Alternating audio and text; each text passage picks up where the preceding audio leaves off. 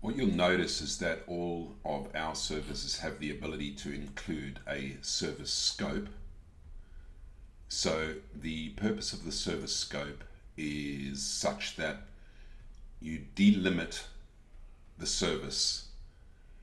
Let me explain by showing you. So if we come into the templates and have a look at the service scopes here, you can see that we've got specific scopes for different kinds of services.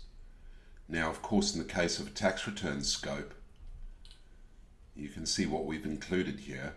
So essentially, what your responsibilities are as the client, what our responsibilities are, and what the deliverable will be. Now, of course, for every different kind of tax return, the scope is the same.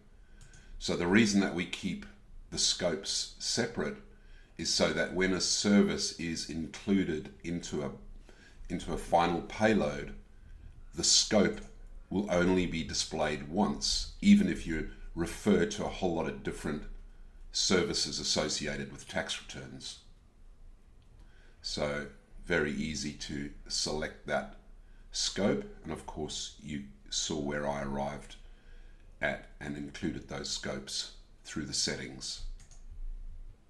So to show you what I mean, let's have a look at an actual proposal and see how this might come into play.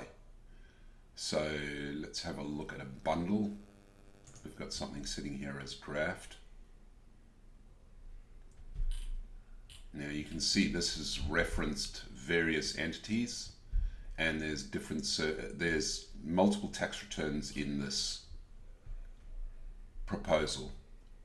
So if we go into the billing, and if we have a look at how this is finally going to view, you see I would select the engagement template. So this would be, let's say we use periodic, i.e. we bill monthly.